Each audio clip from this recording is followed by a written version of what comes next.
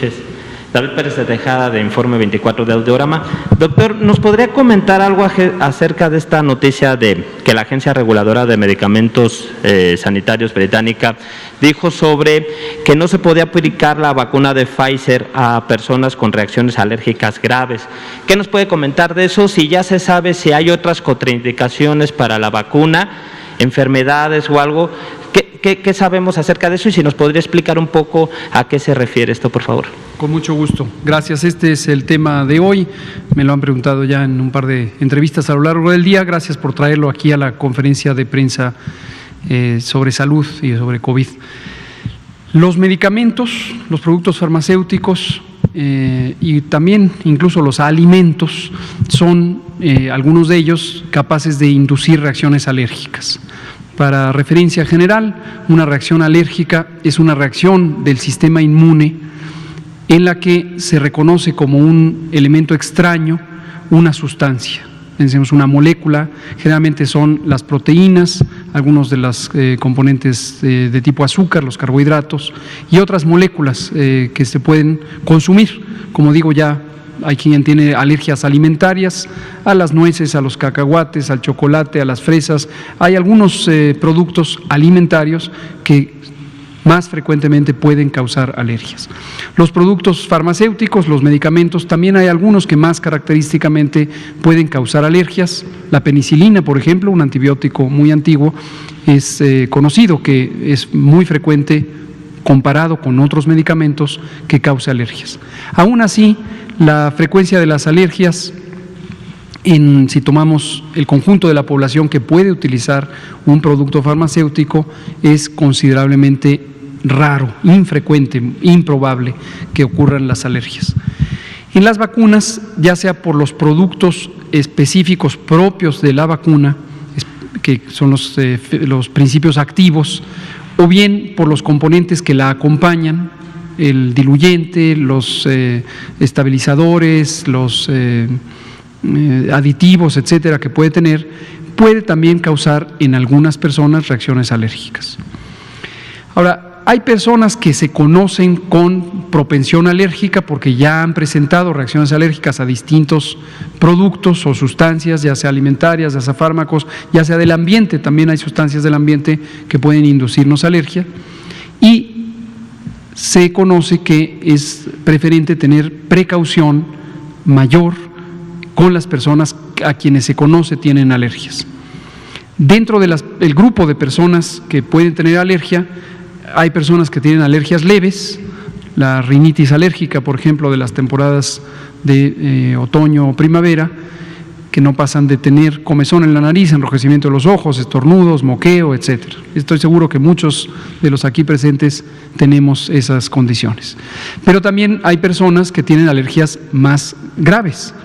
La forma más grave de la alergia se llama anafilaxia, y anafilaxia es una reacción alérgica grave en la que ocurre distintos cambios orgánicos. Uno de los más importantes es que aumenta la permeabilidad de los vasos sanguíneos, entonces se empieza a fugar líquido hacia los tejidos y eso puede causar distintas cosas, incluida la obstrucción de la vía aérea.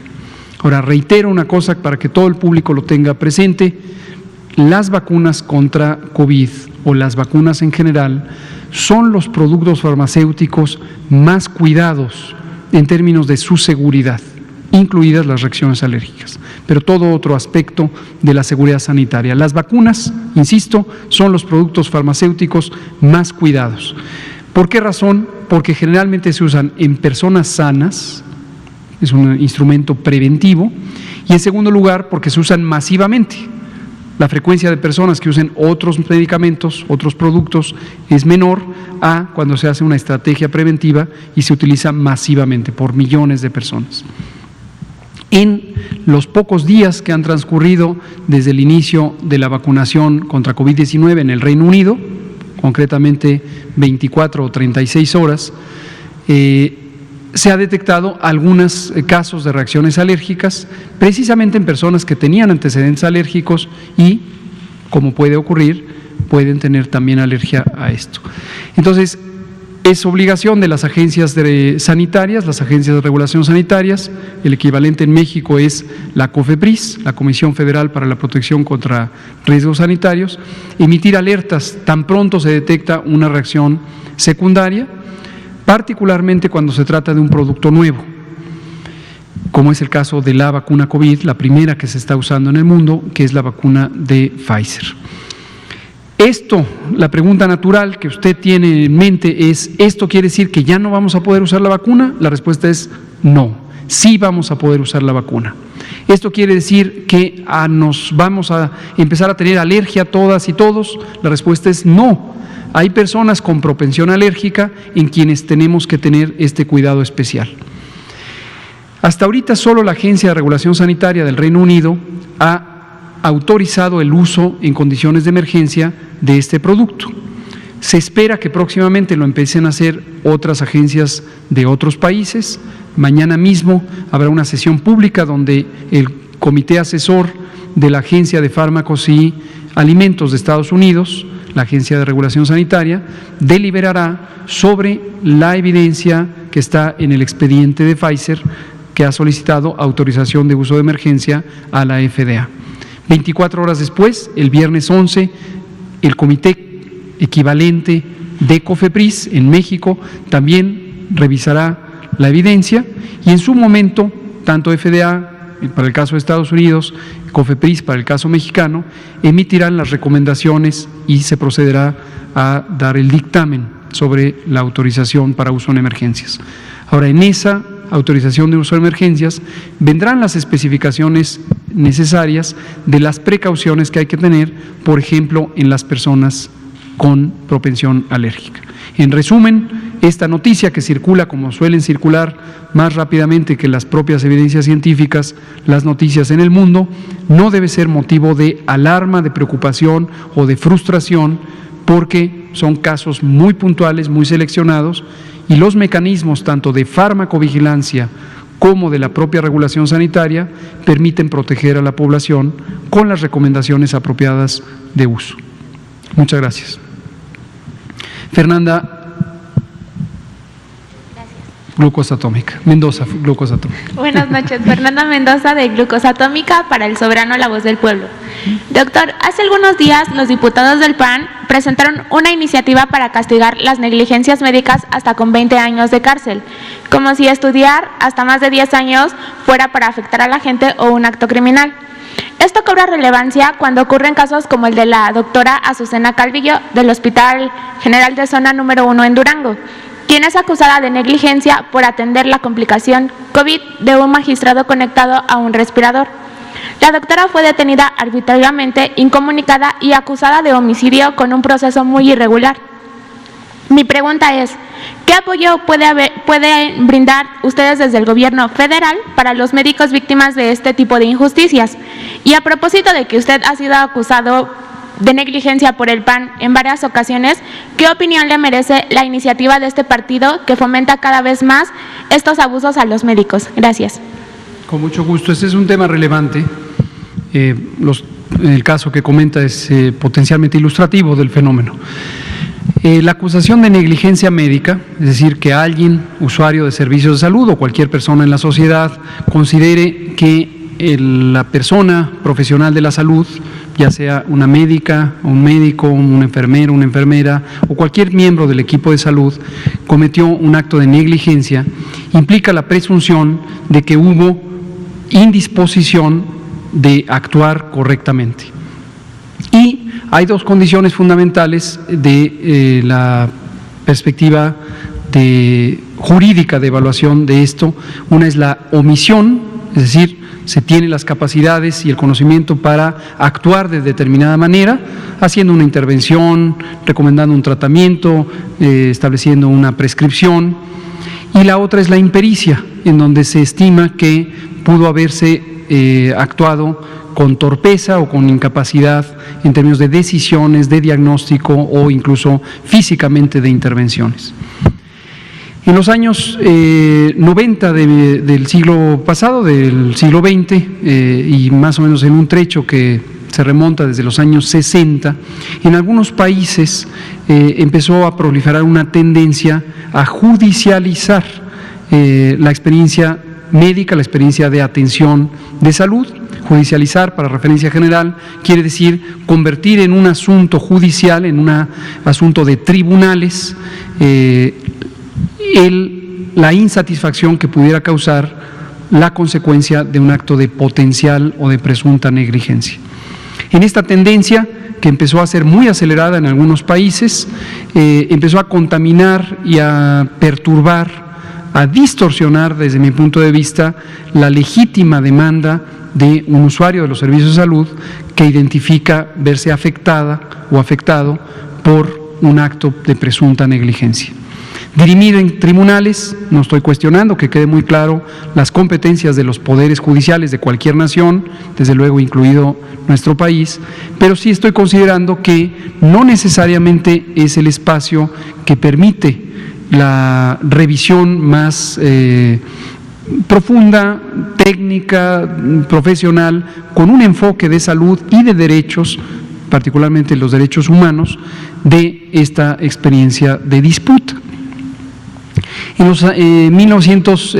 periodo de 1994 a el año 2000, la Secretaría de Salud de México, entonces quien la encabezaba era el doctor Juan Ramón de la Fuente Ramírez, tomó cartas en el asunto sobre esta preocupante escalada de la tendencia a judicializar este fenómeno, y entonces hizo una propuesta de crear una nueva entidad en la Secretaría de Salud, que se llama la Comisión Nacional de Arbitraje Médico, la CONAMED. Y el enfoque de CONAMED es y ha sido el buscar primero el acto de conciliación, en donde se revisa con un juicio médico, con un juicio técnico, pero también un juicio jurídico, que trabajen conjuntamente las evidencias de una queja, de una insatisfacción, y establecer un mecanismo de diálogo con la persona o la familia o la entidad quejosa. La experiencia de CONAMED a lo largo de todos estos años ha mostrado que la enorme mayoría de las quejas por presunta negligencia son problemas de comunicación. Comunicación, no se informó de la manera correcta, oportuna, cándida, compasiva, detallada, con sustento técnico, etcétera, y eso lleva a la percepción de que hubo negligencia por omisión o por impericia. La enorme mayoría, y por lo tanto la enorme mayoría de los problemas de disputas en la relación de pacientes con el equipo de salud se resuelven por conciliación, y una minoría por dictamen, y en su momento eso no restringe los derechos de las personas de acudir a la vía judicial. En resumen, la perspectiva de que las cosas se pueden resolver explorando con buena voluntad las cosas ha quedado demostrada en la historia del abordaje de la presunta negligencia médica en México. Ha sido satisfactoria para pacientes y para los equipos médicos, y ha prevenido una profunda distorsión de la relación entre usuarios de los servicios de salud y los equipos de salud. Ciertamente hay ciertas perspectivas, quizá ciertas visiones de las cosas, del mundo, del acontecer social, en ciertos grupos sociales o de carácter político, en donde se acude más a la confrontación. Y esto también es relevante, gracias por la pregunta, porque en la epidemia de COVID-19, como cualquier fenómeno social que exacerba el ánimo, se han puesto de manifiesto quienes tienen este tipo de visión, en donde se busca confrontar, acusar, enfrentar a la sociedad, y quienes han preferido o hemos preferido el diálogo, la participación, la inclusión, la integración, la solidaridad. Por último, las ciencias de la salud, la epidemiología, la salud pública, tienen muy claro de que el manejo de un fenómeno social complejo como una epidemia se beneficia mucho de calmar los ánimos y de actuar con generosidad. Gracias. Si quieren comentamos ese tema mañana, es un tema complejo que merece una explicación más amplia, no me gustaría dejarlo trunco y que fuera insatisfactorio. Liliana Noble, de Pulso Saludable.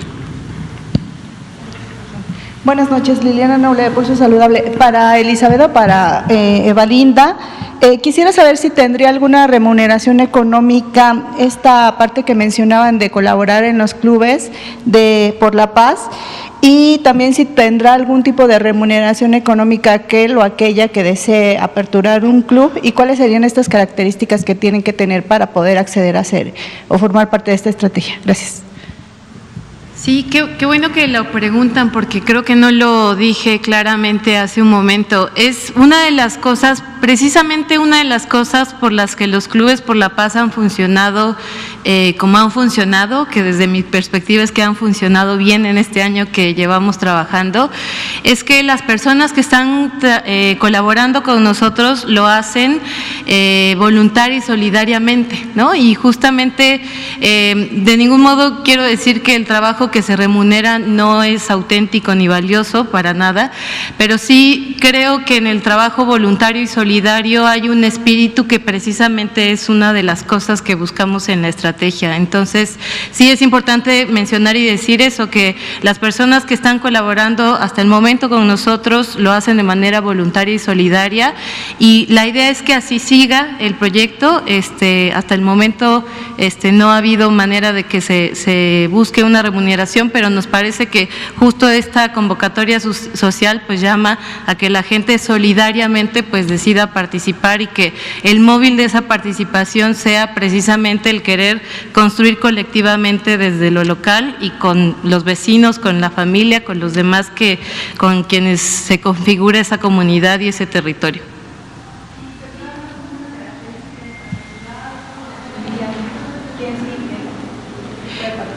Bueno, así lo digo muy rápidamente. Las personas que se contactan con nosotros porque están interesadas en activar un club por la paz, lo primero que requieren es querer hacerlo, tener interés. Eso es lo básico, digamos. Lo segundo es que pasan por un proceso de capacitación, y en este proceso de capacitación pasan dos cosas: o refrendan su interés y compromiso y además se capacitan, o sea, digamos, tienen los elementos teóricos básicos para iniciar en estos temas de salud mental, de acción comunitaria y otros tantos que se abordan en la capacitación. Y el otro escenario es que dicen, bueno, no era lo que yo pensaba, y deciden ya no participar, y no pasa nada, porque precisamente como es voluntaria la participación, pues no pasa nada si alguien en el camino decide no participar. Ese sería el segundo momento, el de la capacitación y formación. Luego vendría otro momento en el que el comité operativo del Club por la Paz, que es quien se encarga de que este lugar viva, de que exista, se conforma oficialmente, las personas que se capacitaron, se instala el comité operativo del Club por la Paz, y luego empiezan su proceso de diagnóstico participativo y un diseño de plan de acción para implementar y empezar el trabajo del club. Ese rápidamente sería el caminito que siguen. Gracias. Por favor, adelante. Gracias, buenas noches a todos. Quiero preguntar sobre el Plan Nacional de Vacunación contra COVID. En el caso de las personas con comorbilidades, ¿cómo se está pensando? Porque he visto algunos comentarios respecto a si resulta injusto que una persona con comorbilidades, aunque no tenga más de 60 años, pues se tenga que esperar a la vacunación en meses posteriores a febrero. Esa es una, cómo están visualizando esta parte. Y la segunda pregunta es respecto a las estadísticas actuales de COVID y los números diarios que nos presentan. Hacíamos un análisis hace unos días y veíamos que el país entró prácticamente a un segundo pico de la epidemia. ¿Qué proyecciones tienen al respecto? ¿Cuándo se terminaría este nuevo ascenso? Gracias. Muchas gracias por sus preguntas. Contesto primero la segunda. No es una especie de segundo pico, es un segundo pico. Esto lo comentamos desde marzo. Recordarán cuando empezó la epidemia, dijimos dos cosas: preparémonos para una epidemia larga, y lo segundo dijimos, la epidemia se prolongará hasta octubre. Cuando llegue octubre empezará la temporada invernal, que se sabe que los virus respiratorios el más característico hasta el momento, antes de COVID, había sido el de influenza. Empiezan a aumentar el número de contagios, de casos, de hospitalizaciones a partir de octubre y hasta marzo. Era lógico pensar que a COVID-19, a SARS-CoV-2, le ocurriera lo mismo. Entonces, por esa razón, sabíamos que esto podía pasar y lo formulamos como un elemento de predicción de que eso pasaría. La predicción se cumplió, llegamos al final de septiembre con una tendencia de descenso en el número diario de casos que empezó desde en la primera semana de agosto, es decir, todo agosto, todo septiembre disminuyeron los casos, llegamos a octubre y empezaron a aumentar los casos. Esto no ocurre uniformemente en todo el país, esto empezó primero en 6, luego en 8, luego en 9 estados, particularmente en la región centro-norte del país, Chihuahua, Coahuila, Nuevo León, Zacatecas, Durango, posteriormente también Querétaro y Aguascalientes, y hoy se ha extendido hasta la Ciudad de México. Baja California también tiene una tendencia de ascenso y en conjunto son 9 estados que tienen esa tendencia de ascenso. ¿Hasta cuándo llegará esta tendencia de ascenso? Es difícil, relativamente imposible, llegar a una predicción exacta. Por otro lado, tenemos ya la experiencia acumulada de estos meses de la epidemia. Vemos que en los medios de comunicación en México hubo cierta afición por asumir que las predicciones de los escenarios epidemiológicos implicaban promesas y se distorsionó la comunicación social, desafortunadamente, con un énfasis en una falsa idea de precisión. Y se tenía la aspiración o se indujo desde algunos medios de comunicación que parecían hacerlo muy consistentemente como parte de su agenda, la idea de que las estimaciones y las proyecciones necesariamente tienen que ser exactas al día. Por lo tanto, me voy a abstener de hacer referencia de cuándo terminará esa tendencia, pero en general sí podemos darnos cuenta que la tendencia en este momento es ascendente. Cuando tengamos elementos de juicio objetivos que nos permitan estimar que esta tendencia va cambiando, lo informaremos en tiempo real. ¿Ascenso superara el pico de julio? No tendría por qué sorprender, porque no había ninguna expectativa sobre cuál iba a ser el tamaño de los brotes. En esta conferencia de prensa, es la primera vez que lo vemos aquí, pero hemos comentado repetidamente sobre la experiencia europea y presentamos en múltiples ocasiones las curvas epidémicas que presentaron los países europeos, occidentales particularmente, y mostramos cómo en algunos hubo hasta el doble, el triple, 4 veces, 5 veces, 6 veces, incluso 7 veces la magnitud del segundo brote comparado con la magnitud del brote inicial. Cada país, de acuerdo a su demografía, de acuerdo a sus condiciones sociales, su infraestructura sanitaria, el comportamiento de la sociedad y una gran cantidad de factores, hace que finalmente las curvas epidémicas tengan un comportamiento u otro. Gracias. Arturo Contreras, de pie de página, y nos queda 1 minuto. Bueno, mañana lo podemos abordar, ya ahorita no dio tiempo. Buenas noches. Desde el público nos preguntan que si hay alguna vía para obtener, dos preguntas. Una, si hay una vía para obtener mejores informes sobre los pacientes de COVID que están internados en distintos hospitales. Nos comentan que el personal médico que los atiende en el teléfono designado muchas veces no está en los hospitales, sino que están en algunos centros de atención alocados, ¿no?, en otros lugares. Entonces no tienen, digamos, información certera, constante, precisa, que a los familiares pueda darle noción de cómo se encuentra su paciente. Y en otra pregunta sobre el Plan Nacional de Vacunación, nos preguntan si va a haber como algún tipo de llamado a partir de la CURP o un registro para ir llamando a los médicos que se necesiten ir vacunando, o cómo se va a realizar. Nada más. Claro, con mucho gusto. Sobre la primera pregunta, le pido ayuda a Arturo, si mañana o el día que se pueda, nos da un poquito más de detalles sobre a qué se refieren, porque la mecánica que tiene cada hospital sobre cómo informa a los pacientes y a sus familias es particular de cada hospital. No hay una regla fija ni un modelo único, pero quizás conocemos casos específicos en donde existe esta experiencia que es frustrante, podemos intervenir para facilitar que mejore. Sobre cómo llamar al equipo de salud, que será la primera línea de prioridad del Plan Nacional de Vacunación o la Política Nacional de Vacunación COVID. Tenemos una infraestructura establecida para la condecoración Miguel Hidalgo. Recordarán que hubo una condecoración al equipo de salud. Y tenemos un inventario, un censo del equipo de salud. Incluye no solamente médicas y médicos, sino el equipo de enfermería y otros profesionales de la salud. Entonces, a partir de esa vamos a arrancar la primera convocatoria, pero para seleccionar específicamente quién va a ser el primer vacunado, el segundo vacunado, el tercero, etcétera, hasta alcanzar esta primera dotación del embarque que llegará en diciembre y de manera inmediata el que llegará en enero y en febrero.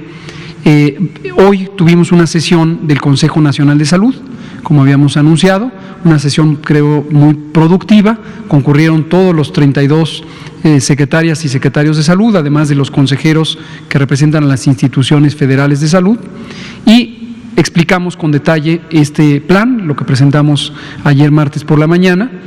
Recibimos preguntas diversas, muy útiles todas, y pedimos a las entidades federativas, a los secretarias y secretarios, que identifiquen sus listas ordenadas del personal de salud. Una inquietud que ha surgido a lo largo de estas primeras horas es si el personal de salud de hospitales privados también va a ser considerado. La respuesta es sí, es todo el personal de salud de las instituciones públicas o de las entidades privadas. También ha surgido la idea de si solo médicas o médicos. No, la respuesta es no, es todo el equipo de salud. Entonces, si usted es médica, médico, enfermera, enfermero, pero también quienes son camilleros, quienes son químicos que trabajan como analistas en los laboratorios, el personal auxiliar de apoyo, etcétera, todo el equipo de salud. ¿Qué tamaño tiene ese equipo? Cerca de 1 millón de personas.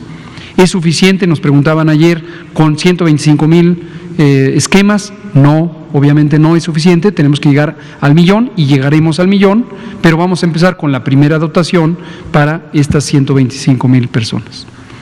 Muchas gracias, Arturo, muchas gracias a todas y todos, muchas gracias a Elizabeth y a la doctora Evalinda, doctora Lomía. Son las 20 horas con 3 minutos y continuamos. La epidemia sigue activa. Por favor, mantenga las medidas de precaución, sana distancia, utilice su cubrebocas, particularmente cuando no se puede conservar la sana distancia por la restricción física del espacio, en especial en el transporte público. Gracias.